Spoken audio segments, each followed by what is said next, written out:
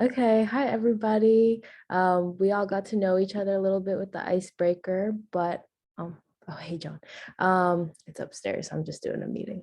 But um I just wanted to let everybody know about an event we're having next week on Wednesday, May 4th, or we might push that back. But regardless, the next meeting we'll be having is a DAT like walkthrough or Q&A kind of thing, really more chill. And a dexterity day combined. At this meeting, we'll be doing a boot camp giveaway, so that'll be nice. So mark your calendars for that if you're interested and planning on taking the DAT soon. And also a fun friendship activity. That'll be the dexterity thing. And I also wanted to let everyone know that merch came in. So if you ordered one, I'll probably bring them to the next meeting.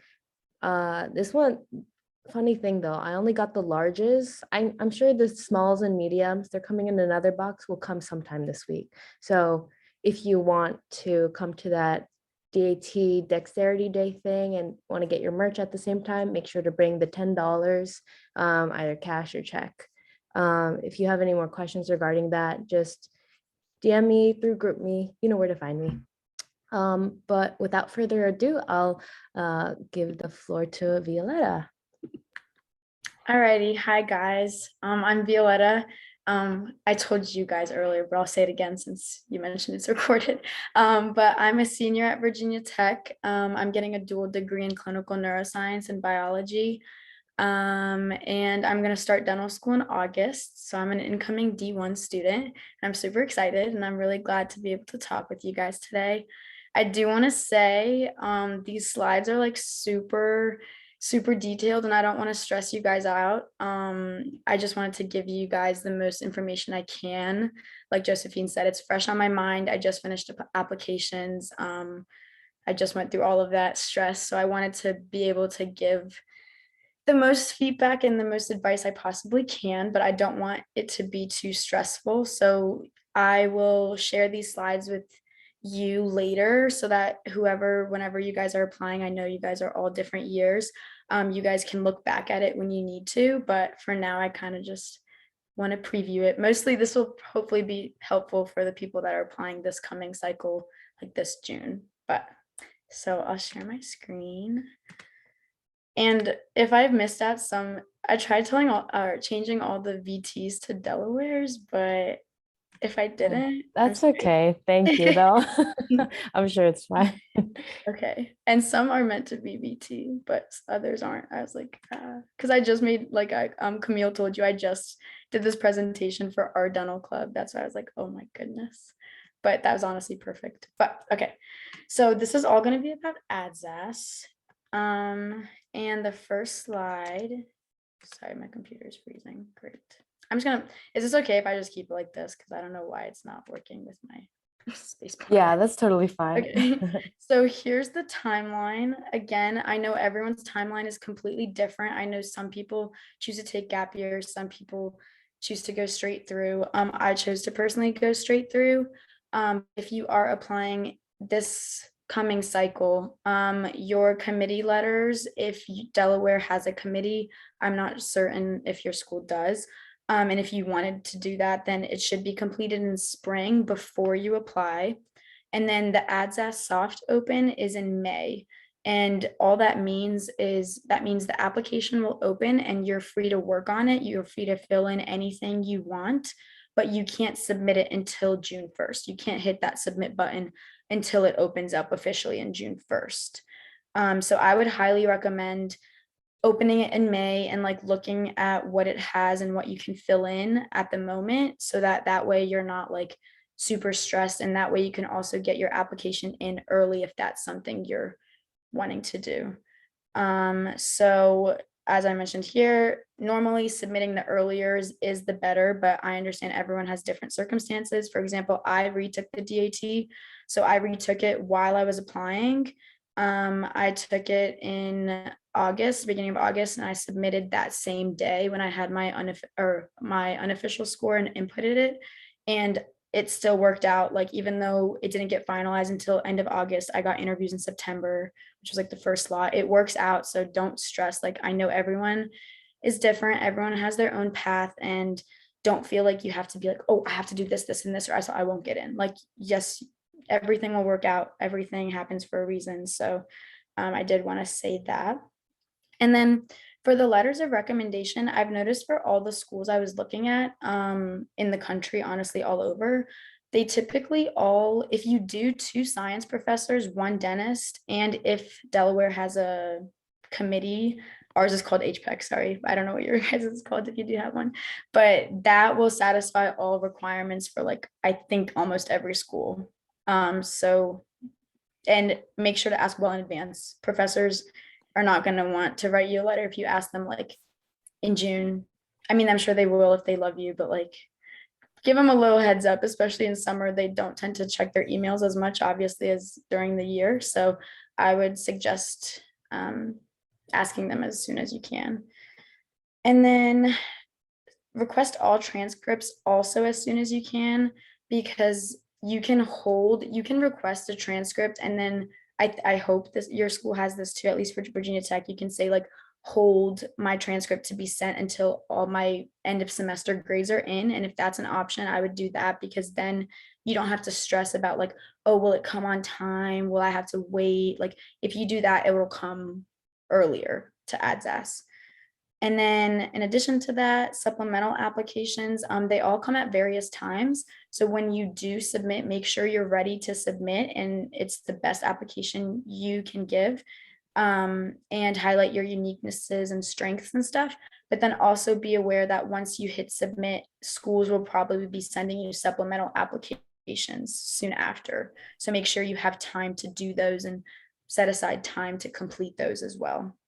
And then interviews typically begin in August, usually the end of August, again, depending on the school. It's all depending on what schools.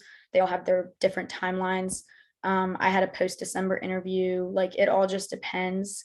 So my advice here, I highlighted it. I made a completely separate, some people make a completely new email, and I didn't really want to do that. I just made a new label and I called it dental schools. And every email I got, even if it was like completely irrelevant, well, okay, everything's relevant, but like, even if it was just like a little update on my application, I put everything in that folder so I didn't lose track of anything, because I'm sure you guys get so many emails all the time. So it's hard to keep track. So I would do that if you want to. And then that was that. So December 1st, as I'm sure you guys all know, is usually the date that people give offers of admission, or I don't know, rejections. I couldn't find the word. And that's if you interviewed before December. And then, but like I mentioned, you can have interviews after December, and then they'll just tell you on a rolling basis if you're in or not. Okay. And then this is just what the screen looks like. I just wanted to put this out here, and this is the link. So once I share these with Josephine, you guys could just click and look at it. It's just a username and password. It's super easy. And honestly, the website's super nice to manage. So here's what it looks like once you're in. I just took screenshots of mine just so you guys could see it before you're able to open it. So the first thing is personal information. I'm going to walk through each one step by step. So that there's these 4, and that's it. And then these things at the top, the my application, add program, submit application, and check status. I'll go through all of those too. But this was honestly a really helpful website. So I just wanted to go through it step by step. So this is the personal information slide. This was honestly the easiest part of the application. It was really just saying who you are, where you grew up, you know, your parent information, your race, like all that kind of stuff. So this was super fast to complete.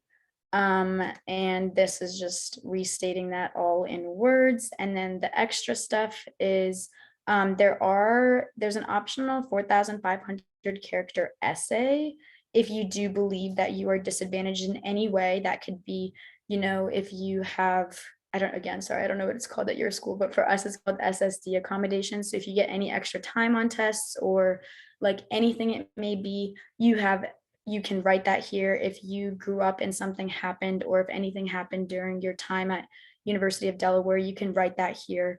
And honestly, I would use up all of these characters if you do have a certain scenario you want them to know about, because they will read this and they will consider it. And then there also is a description of childhood residency, which honestly, this part kind of confused. I just, just described it as best I could, but they just wanted to know how you grew up, where you grew up, describing the area, if it was well populated, all that kind of stuff. And then you do list any relatives in dentistry. This was very easy for me for all supplementals and anything, because I don't have any relatives in dentistry. They're all IT people and engineers. So I was like, no, no, no. But if you do, then list them and say what schools they went to and stuff like that. I never got to the next parts, so I don't know what else they asked. But and then, like I mentioned, it's just your parent info and stuff like that. And then what else? Oh, you're also sorry. Can you guys see, like, you can't see the little window with all the people, right? It's not blocking the slides. Okay, perfect. All right.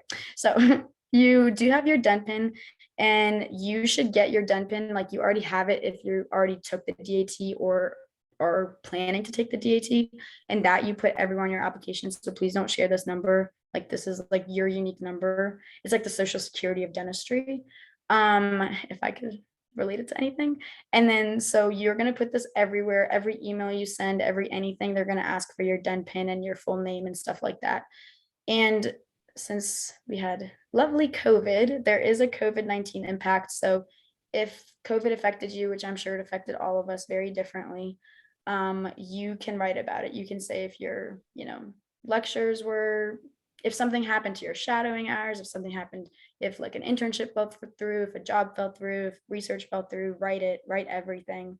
They'll read it. Again, honestly, the biggest tip is there's not much space to write about yourself, and you don't want to just seem like a number or a statistic. So if they do give the option to write anything, write about yourself. And if like even the experiences, like, oh, what did you do in this club? Don't just say like, oh, I went to the meetings and I listened to whoever. Like, say what you learned, say what characteristics you got from being in this club for however long, and say how you influenced others as well. Like, you can write that for each one, even if it's only 250 characters. You can write that and not just write like, oh, I came, I was there, that's it. Like, you can expand a little, and I'm sure I've talked to deans and they really appreciate that. And then there also is manual dexterity. So this can be anything. This can be like if you love video games, if you like crochet, if you like sewing. I personally love baking and cookie decorating and cupcake decorating, cake decorating. So I wrote all about that. I love painting. So anything you like, instruments, anything, you guys have a manual dexterity workshop, like she mentioned, write that in. Write that you did like whatever you guys are doing. We did banana sutures and like stuff like that. Write that in. That's unique. Not every school offers that. And then there's academic history. This also it's tedious, but it's doable. So this won't take too much time. It just needs to be done correctly. So you list all your high schools attended, the colleges attended. This includes, University of Delaware, obviously for you guys. And then also if you had any AP credits, any community college credits, stuff like that. And this big thing here, transcript entry, this is the pain. This is the thing that is awful, because you have to look at your official transcript and you have to make sure everything matches 120%. Like, it has to be perfect. Like, it has to be the same exact thing. Because if for whatever reason, like you miss a number or you miswrite a letter, your application will be put on hold until they figure out what is the discrepancy, which I don't know why they make you input the transcript if they have your official transcript, but I think it's just so that once these guys verify it, they probably don't look at your official transcript. Like, these guys verify it, and then the schools don't look at your official transcript. They just look on this website. So I think that's what it is. So make sure you pay attention to this. And then standardized tests, that's just your DAT. And they also ask for your SAT or ACT score, which was kind of weird, but I guess it just follows you everywhere. And then, so I already said this, but you want to put all that information in. And I want to say, make sure to research the schools ahead of time before applying. You don't want to like waste your money to a school that you don't meet the requirements for. So for example, UPenn doesn't accept like certain credits. Like if it's a prereq, they won't accept it for AP classes. Like you had to have taken it at a university, stuff like that. And I'm sure, like, I know a lot of other schools are like that too. I think Temple said the same thing. So make sure you do your research, because like if you took AP Bio and you didn't take bio in Delaware, then don't apply to that school. But there's plenty of other schools that like say if it's on your transcript in Delaware, we will accept it. It's perfectly fine. So just do all that research ahead of time, because applying is very, very expensive, and supplementals are even more, well, not more expensive, but additional costs on top of it for every school. So make sure you do your research, which I'm sure you guys are, because you guys are amazing. But moving on, I already talked about transcript entry, and then standardized tests. Again, that's just you input. You can, there also is a spot where if you are planning on taking the DAT, you can check that box and you can say your date. And if you submit the application before you take the DAT, if you want the application in early, then you can write that date in and they'll put your application on hold and like wait for your score and then look at it when that date comes. So that is also an option. And then the next part is supporting information. This is the big chunk of, I'd say, writing, and this is what's going to take you a really long time.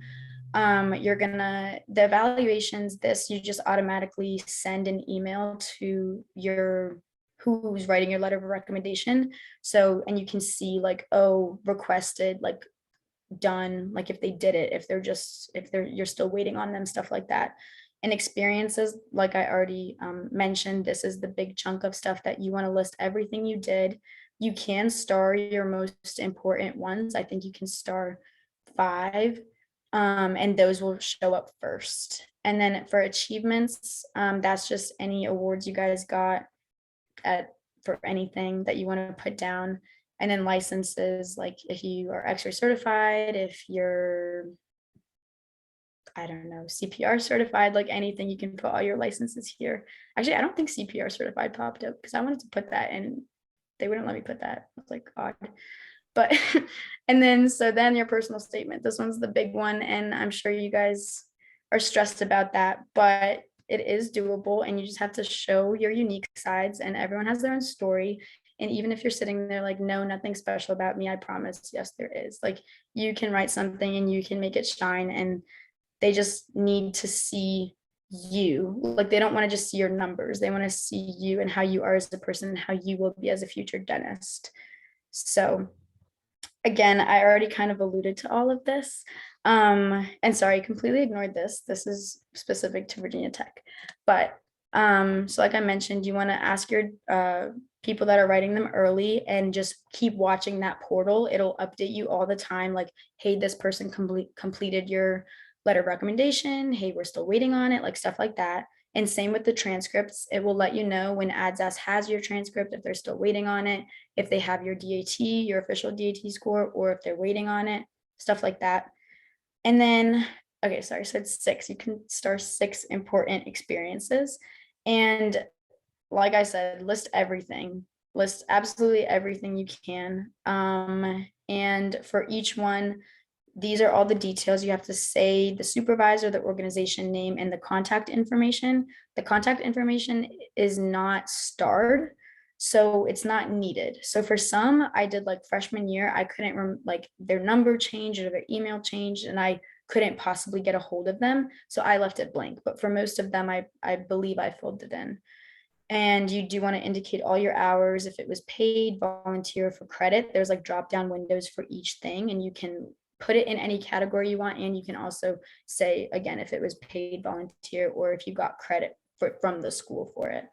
And then this is what I was talking about earlier. You do want to describe every single thing. And this highlighted thing, this is the biggest piece of advice I ever got before I applied. And it sounds like common sense, but it didn't seem like common sense to me, I guess, because I was like, oh, that's interesting. So this is what I mean. If you write, let's say, so I wrote about a really important experience to me at a free clinic in my personal statement. And that was like surrounding a lot of my personal statement.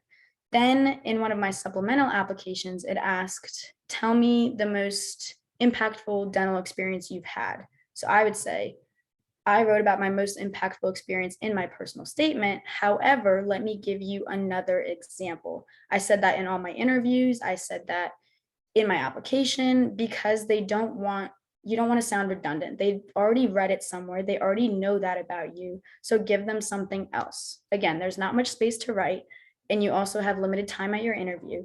So I understand it's very exciting. Like the human nature to do is like, oh, let me tell you, I'm so eager about this best experience I had. But you already wrote about it. They already know that. So tell them something else. So that was the best advice I got from one of the advisors here at Virginia Tech. And I wanted to pass that on to you guys. And then supporting information continued. I already said this, achievements. If you got any awards, and you can star 4 of these, they'll pop up first. And then again, all the licenses, if you have some, and the personal statement. So it is only 4,500 characters. You don't have to go up until that exact character. I don't think I did. I think I had 4,000. So if you can fit it all, fit it all. Don't feel like you have to squeeze it all in. But again, you do want to make sure you get your whole story in there.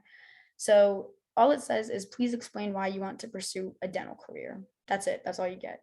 And you can take that in any direction you want. But my advice would be to include both pieces of why you want to do dentistry, like what got you into it and what's going to make you stay in dentistry, but also what traits you have that will make you a super successful dentist in the future.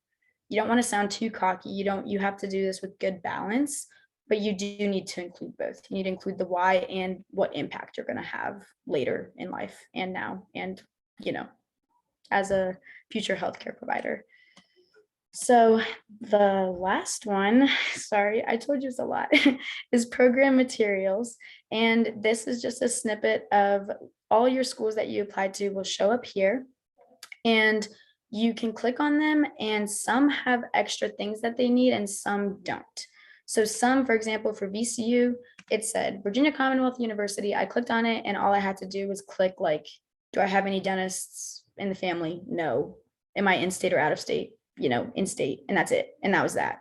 Some had more, and I'll show you what it looks like. So let me see. So yes, here you'll also see the deadline for each school and when you have to submit by. And then it will also tell you if there's any supplemental questions you need to answer for a specific school. And then what is the same for all schools is you have to go manually. Each school has separate prereqs. So you have to manually select what their prereq is. And from your transcript entry that you did in AADSAS, you have to click, oh, this matches with this. So if, let's say VCU needed English and I took AP English. So under English, I would go and select AP English, and then that's a check. And then you go step by step for every single prereq. So this part is also important because they look to make sure that everything's verified and that you do have your prereqs in check. And if you're taking a class like later, that you can put that, you can say like, future classes. And I said like fall 2022, since I haven't graduated yet, I said what I was planning to take in the fall and stuff like that.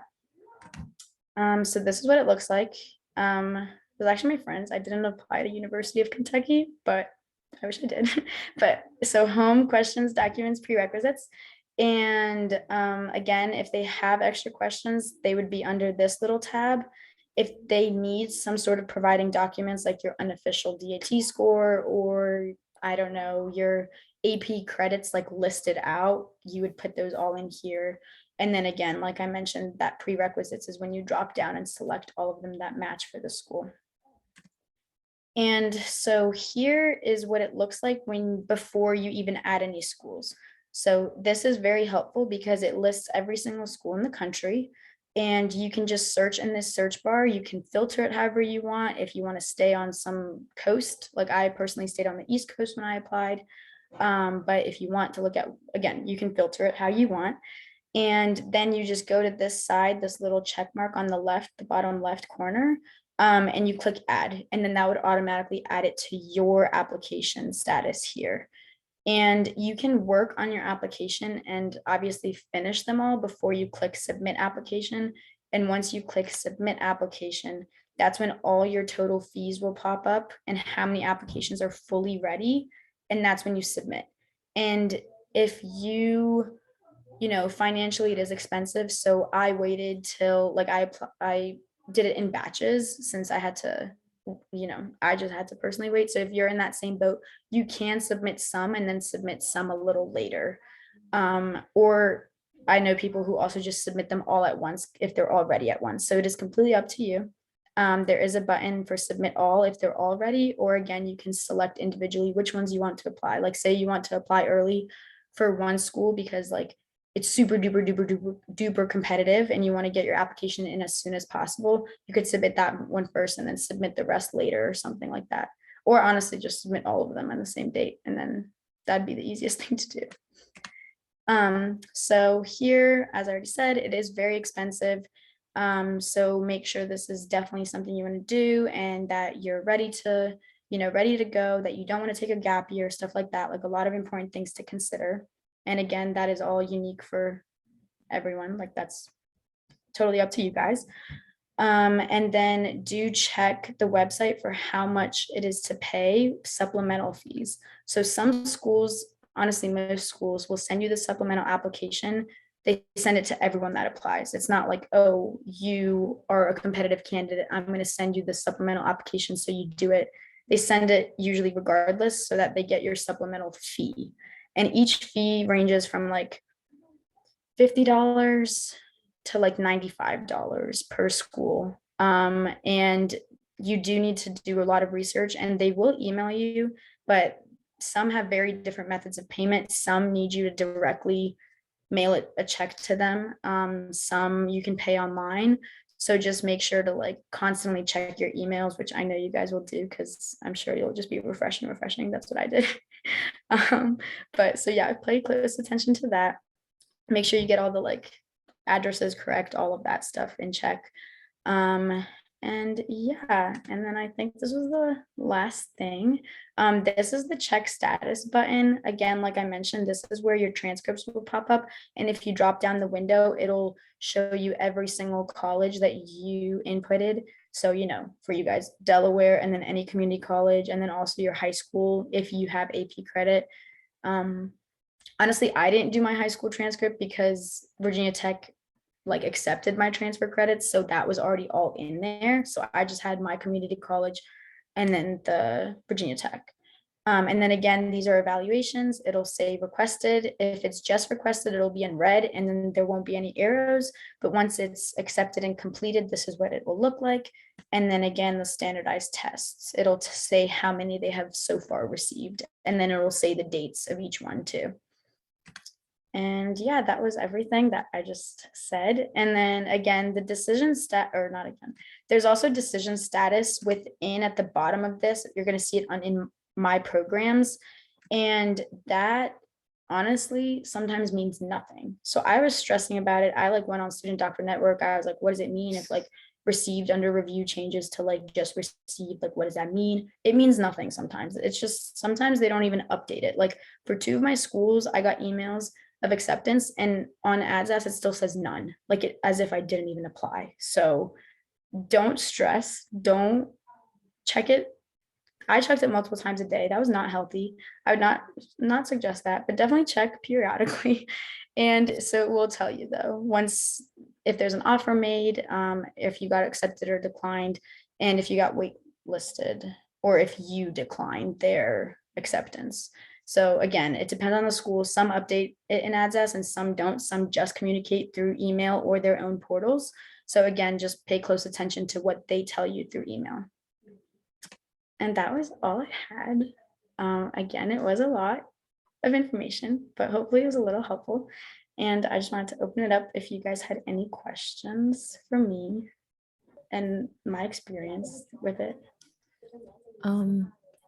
First off, I just want to say, can we all give like little emoji claps to Violetta, just in case anyone has to leave first. Thank you first off for doing this. I liked all the details personally, just to have all the information out there. It's actually not as bad as I thought it was. I know I'll feel different once the moment comes, but this is definitely helpful. I did have a question actually about that disadvantaged supplemental part. Um, like, do you know anybody who has asked about or who has like written about like just being an international student or like even being a minority? Like, what like exactly counts as being disadvantaged? Because I feel like it would look weird if you tried to put something down that doesn't actually count as a disadvantage. I don't know if they'll look poorly on that and you're just trying to look with Yeah. pity or something. Not sure. Honestly, I left this blank because that was my worry. I didn't want to, I don't know, I didn't want to minimize other people's struggles. And I'm sure that's not how it would look like to them, but I was just worried about it personally. You know, I did grow up with many different things happening, but I personally put that in my personal statement as like, that's how mine flowed. That's what I chose to do. But again, I only spent like a couple sentences. That was like part of my intro. And then I went into like dentistry. But it is completely up to you. I would probably do research, and honestly, I might, if I were you, talk if you think you have something that could be in this category. You can always talk to a dean at a school you're like really interested in and be like, hey, like, you know, this is my situation. Do you think I should put this here or not? Or even like someone who's gone through it and like maybe put something down in this. I personally don't know. I know one person who did it, and it's because they had a very bad accident and they were in a coma and they had a whole gap year for Virginia Tech. So she's technically a year behind and she's my best friend and she is applying to medical school. So she is most definitely going to write something under this and that is completely I would do that too, but so I know there's completely different circumstances. So she gets SSD accommodations and double time because of that. So I would write that if you have, you know, some sort of, I don't know, anxiety, depression, anything. I think that would all qualify if you just write about it and write about it being considerate, you know, and just, I know you guys all will be, but if you do have something, I would write about it, you know, whether it's, well, for COVID, I would leave that for the COVID-19 impact. If there's anything else that, you know, happened and it stunted your personal growth or your family or anything that affects you personally, I would write it here and just make sure you're thoughtful and write it well. Okay, great. Thank you so much. Yeah. And so we got a few more questions in the chat. We have one from Megan who's asked, will the application save save progress throughout filling it out? So like if they added education and personal info one day, they don't have to add it again another time. Oh, yeah, everything saves. You like scroll down to the bottom and just click save, even if you're not done with the whole section. So it'll all, just make sure to click save at the very bottom. It doesn't auto save. It's not like Google Docs. You have to scroll down and click save or click save and continue, and then it'll go to the next section. But again, it is very helpful. I know you can't, it's not helpful for this because I had everything completed, but let's say like I only completed 4 out of 8 sections, it would be in the middle of that graph and it would say 4 out of 8. And then it wouldn't be a full check. It would be like, yeah, I forgot the color, but it wasn't green yet. It was just following everything along. So yeah, I worked on it. Like I did not do it all in one sitting. No, I like did it all in May and then finished it. But again, like I mentioned, I waited till I retook the DAT. So I just finished it in June, started studying in June, and then submitted in August. So that's what I did personally. I know you guys are all gonna do different things, but yeah, it'll keep your progress and nothing's gonna just disappear on you. Okay, cool. And then we have another question from Rachel. How does the timeline look like when applying? How long did the whole process take, including secondary supplementals from schools?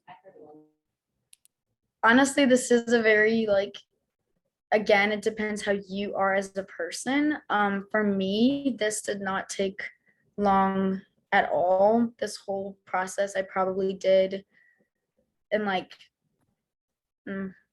a week, I'd say, maybe 2 weeks. Like I did it all in the soft open time as I was like starting to study for the DAT. But that is because I went through the committee through Virginia Tech. So I already had my personal statement done. I already had like, you know, a bunch of my things that I did descriptions of things I just copied and pasted. Like it was the thing we did in December was like a mock interview process and a mock application process for the real thing. So for me personally, it didn't require that much effort. So I lucked out in that department because I basically did it all in December. But I did like look over it a lot and was stressing and making sure that it was like the best it could possibly be. But you got to do what you can. Like it's not going to be perfect. Like no one's perfect. So just do the best you can and put everything you possibly can. Don't like make up anything. Yeah, definitely don't make up anything. They like asked me like for what I wrote in manual dexterity, they're like, at least VCU did. They were like, show me examples. I was like, okay. So I'm glad I brought my whole portfolio. I was like, here, look. And they're like, ooh, you're getting me hungry. Like, look at that cake. I was like, thank you. So stuff like that, they will ask. I don't know. None of the other schools asked me really. They just had me talk about it. They didn't ask for examples. But again, I think that's because VCU is my only in-person interview. All the rest were virtual on Zoom. So that probably had something to do with it. They probably didn't want me like sharing my screen and showing them pictures. So that's probably, if you have an in-person interview, I wouldn't be surprised. Like I'd bring a little prop. One of my fellow people that interviewed the same day as me at VCU brought like a stuffed animal she sewed. Like you can bring in anything. You can bring like a bullet journal that you work on, or I don't know, calligraphy, anything. You can bring examples of anything. Sorry, that was a whole tangent. No, we love everything. We love it all. That's really cute that you made them hungry with all your I cooking know he stuff. said that because it was like right before lunch. Like my interview Oh, was like noon. So we had lunch right after my interview. Like I was the last like person before the like after lunch interviews. that's cute. So it was really funny. I love that. And I just wanted to touch on like the second part of Rachel's question, like like secondary supplementals. I know that might be a confusing like thing. Like when do those come out? And also, I guess I had a follow-up question. I know like Student Doctor Network can be helpful, like getting questions that might pop up on there. Like how reliable would you say Student Doctor Network is for that? So for the secondaries, again, it really is up to the school. There is no set like this is when you're going to get the supplemental application. For some schools, I got it like immediately the next day after I hit submit on AADSAS. Like once everything was fully processed, like once my official DAT score came in and all of that. And for other schools, like they contacted me in like I don't know, like one of them was like in end of September, and I was like, oh hello, here you go. And again, some are easy. Like I remember Maryland's was like all multiple choice questions, basically like drop down and you just have to answer, and that's it. No supplementary essays, nothing. It took literally 20 minutes to do. And then for UPenn, they had so many questions, like a full on like extra essays, everything. And that's where I like wrote so much out. Same thing for UNC. If you guys are thinking of applying there, I actually was thinking of applying there, and then I saw their supplemental application and didn't do it. So yeah, it was just a lot. It was like 20 essay questions, and the supplemental fee was so absurdly expensive. And since I'm like an out of state student, my chances were not very high to get in because I was an out of state student. So they don't take that many out of state statistically. So I was like, never mind, sorry. But sorry, that was so anyway. But and then for Student Doctor Network, it's definitely reliable for practice questions. So if you look up like Student Doctor Network, example interview questions for Rutgers University, that was great. Like that, a bunch of them were so helpful, and it was from people who did the interview process and they wrote those in. They like rated their experience, like how friendly it was, all that stuff. Like that was great to hear. But if you look on like random Student Doctor Network posts, like for DAT and like stats and like comparisons and competitiveness, no, absolutely not helpful, because it's like full of everyone who has like a 27 DAT and is like, oh my God, am I going to get in? And I'm like reading it like, I I was like, okay. And I was stressing myself out. I was like, oh my God, like if they're worried, then what about me? I was like, oh. So don't do that. Don't look at that. But do look at practice questions. Do look at like things about the school. Look at helpful posts that are being nice and saying like, oh, here are things to consider when choosing schools. Here are things to look at. Those are helpful. Some are not helpful. So stay away from the toxic ones. Go for the good ones. And you'll figure those out really fast. Like literally scroll down, look at the first reply, and you'd be like, no or yeah. It's super obvious. So I had a quick question. Yeah. So for the filling in like the club information, like when it asked like and like an advisor, like a phone number. So for like a club like this, like what like would I put in like Josephine's phone number or do I just like not put a phone number? Like if you don't know that, that's fine. I was just I'm trying to remember what I put because I'm on exec. So I think I left it blank because I was part of like the executive committee. So I wasn't gonna put like me, like that's, and I wasn't gonna put like my friend who's a fellow like senior with me. Like yeah, because I feel like I putting a just, student's number would be like yeah. not official. Yeah, exactly. I think that's more for I do think I believe I left it blank. I think that's more for like if you're in a club and it has like a sponsor or like sometimes a professor is like the sponsor. That's when I would put that professor's name in or like that, TA's name in or whoever is a grad student, like whoever it may be. Or if you were working like the employer's name or you know, the name of the organization you shadowed for and they're like the guy who or woman who owns the practice, stuff like that. So Okay, and then I had a second question. yeah, So for the part where you were talking about like if your AP credits like didn't transfer over, I believe you said, and then you had to put your high school transcript up. And you said that you didn't have to do that. How did you know that you didn't have to do that? so I don't know how that works, honestly. Because I believe most schools outline it that if they will only accept it as like a prereq course if it's in your undergraduate university transcript. I know there might be a loophole. I don't know if there is one. That would be, you would have to contact the schools for that directly. So I do believe the credits do have to transfer to, for you guys, University of Delaware. And on your transcript, it has to say like, oh, transfer credits. And the AP or IB, whatever you guys took in high school, that has to be listed there, like in somewhere listed there. Yeah, so that's the important thing. Yeah. They're not gonna, if that's listed there, they're not gonna ask for your high school transcript. They're just gonna ask for that.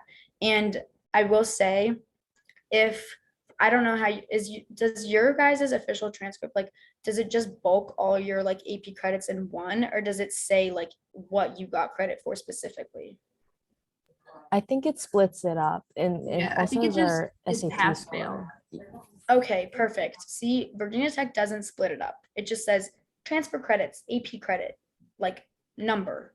And so that was super duper stressful for me when I was applying because for some schools that I did have like English as a prereq for that, I had to individually email them like a letter from the dean, like stating like what AP class I took and what course it like subbed in for from Virginia Tech, since it didn't say that on the official transcript.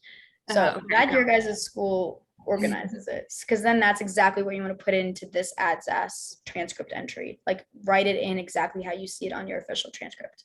gotcha. And then none of my classes counted as prereqs, but I just know that I did have like 12 of my credits did come from there. So I just didn't know, like I didn't want to put the high school transcript if they didn't need that because I know that Yeah. like they don't want to see anything from high school if they don't like absolutely need to. So I just Yeah, wanted- no, they do wanted not to need your clarify high that. school transcripts, but for some reason, I guess they still need your SAT and ACT score.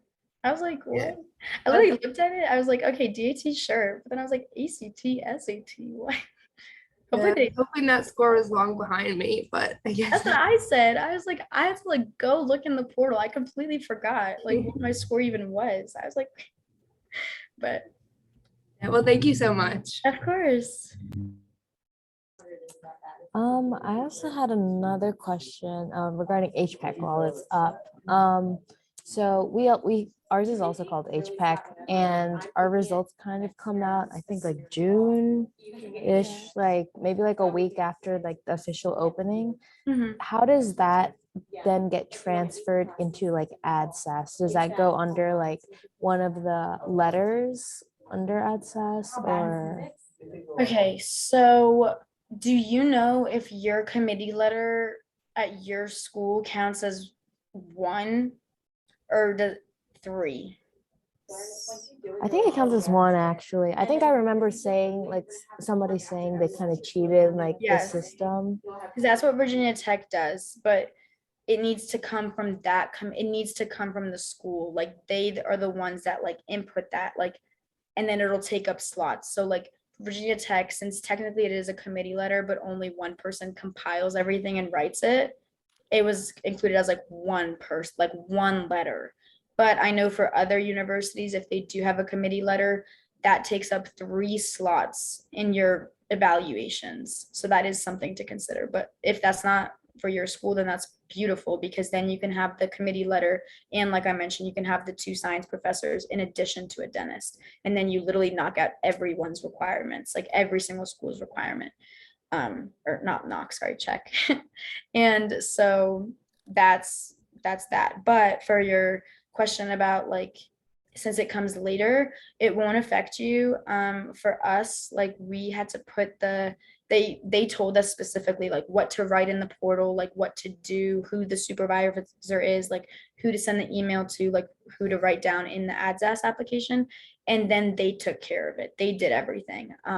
So I know some people who submitted June 1st and the letter wasn't there yet. Like they didn't submit the letter until like second week of June. That won't affect you. They'll still wait on your letters to come in and it should be fine. So if it does, like you mentioned, if it's like the next week after June that like you guys will know, then that should be perfectly fine. Just make sure to follow their instructions really carefully and make sure you put in all the needed information that AADSAS and also the school needs.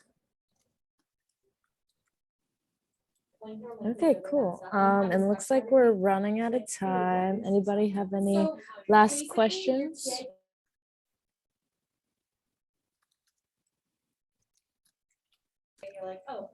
Well, I personally don't have any more questions. Do you have any questions, Rashida? No, I'm good. Thank you for going over all of that. That was so helpful. Yeah, you're amazing, Yeah. Violetta. And you seem like a really nice course. person. So. Oh, thank you. So do all of you guys. I'm glad it was helpful. Oh, Sorry, I didn't yeah, even look at the chat because when I share my screen, then Yeah, chat yeah, no blocks worries. everything. I So figured. thanks for reading them out. Yeah, of course, gotcha. Just want to say thank you one last time. I'll give you some emojis right here.